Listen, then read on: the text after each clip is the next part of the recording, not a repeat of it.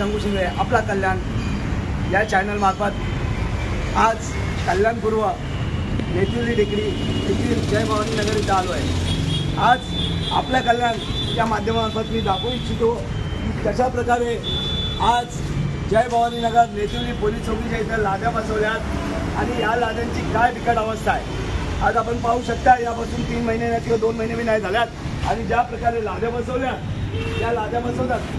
मी वारंवार खासदार आमदारांना पत्र दिलं आहे, काही वर्षापूर्वी पण खासदारांना देतात कैलास शिंदे यांच्या मार्फत, तसेच राजेश मोरे यांना जानेवारी महिन्यात मी पत्र देतात की आमच्या टेकडीची बिकट अवस्था आहे, पाण्याचा प्रश्न गंभीर आहे आणि आम्हाला पाणी नाही। टेकडी भाग असताना आम्हाला आमची इथं पंप हाऊस बसून द्यावा, तसंच आनंदनगर बुद्धविहारच्या वरती आम्हाला एक पाईपलाईन टाकून द्यावी, परंतु याच्याकडे दखल न देता आज महापालिका गठीत केली जाते कल्याण डोंबिवली ही संविधानाच्या मार्फत समाजाचं कल्याण तसेच समाजाची आर्थिक उन्नतीसाठी, परंतु इथं आर्थिक उन्नती ठेकेदाराची केली जाते व खासदार आमदार हे फक्त निधी देऊन हा विकास ठेकेदाराचा करत आहे। आणि आज महिना नाही झाला या लाद्या बसून काय परिस्थिती आहे। आज आमच्या झोपडपट्टीत अशी परिस्थिती आली आहे तर लोकांच्या इथं गटारा तुंबतात, लोकांच्या घरात पाणी शिरतं, डोंगराचं पाणी येतं, ते नाले बनवायला कुणाला टाईम नाही। ह्याच मी तुम्हाला आवर्जून सांगू इच्छितो, इथं राजू पाटीलच्या माध्यमातून 2 वर्षापूर्वी लाद्या बसवलेल्या त्या लाद्या उकडून वापिस लाद्या बसवतात। तसेच साहित्य इथे निरंजन डावकर बीजेपीचे शैक्षणिक आमदार त्यांच्या मार्फत लाद्या बसवलेल्या वापिस तिथे लाद्या बसवल्या, ही लाखो करोडची निधी आणली होती, पण याचा विकास हा खरा जनतेचा होत नाही, हा विकास ठेकेदाराचा किंवा टक्केवारीचा होत आहे। ही माझी आपल्या कल्याण या माध्यमामार्फत खंत आहे। तसेच या तुम्हाला दाखवतो काय परिस्थिती आहे, महिना नाही झाला या लाद्या बसून आणि ह्या लाद्या तुम्हाला अजून एक चांगलं एक्झाम्पल देतो। जे काही ठेकेदार आहे भोसले याच्या मार्फत बसवण्यात आलेले आणि हा ठेका आमदार खासदाराचा असताना या लाद्या असे बसवत असतील तर काय फायदा। आपण पाहू शकता लाद्याची परिस्थिती काय, ही बघा, ही लादी उचललेली, अशा जर लाद्या बसवत असतील तर योग्य नाहीये।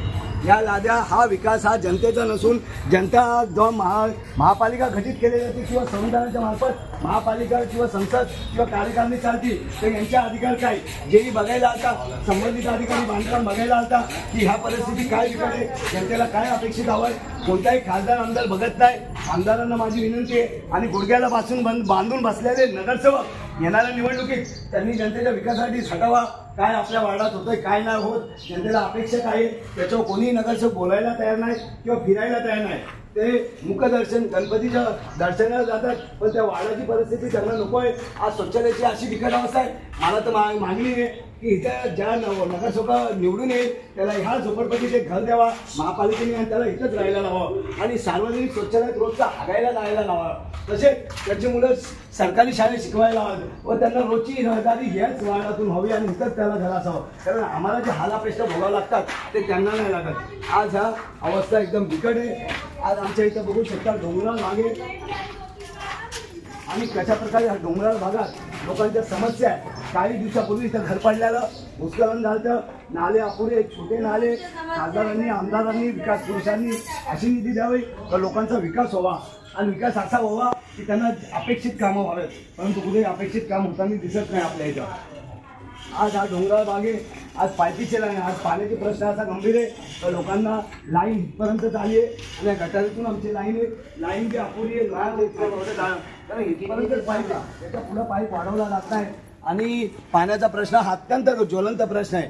खासदार आमदार यांनी आम्हाला झोपडपट्टीला वार्ड क्रमांक 42, 43, 44, 45ला पाण्याच्यासाठी निधी द्यावा, अशी मोठी टाकी बनवावा आणि आमचे अनेक प्रश्न गंभीर आहे। आज आम्ही हा नाल्यातून गेलेलो आहे, नाला नाही आहे, ही गटर नाही, विजलेली गटर आहे।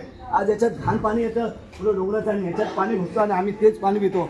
साहेब एक दिवशी तुम्ही आमदार खासदारांनी हे पाणी प्यावा, मग तुम्हाला लगेच आजार होईल, तुम्ही मोठ्या हॉस्पिटल लिलावती किंवा इथं ॲडमिट होणार, पण आम्ही रोज हे घाण पाणी पितोय ज्या गटारीतून आलेलं, आम्हाला पाईपलाईन तुटलेली आहे, आमचे अनेक प्रश्न असे गंभीर आहे कल्याण डोंबिवलीत।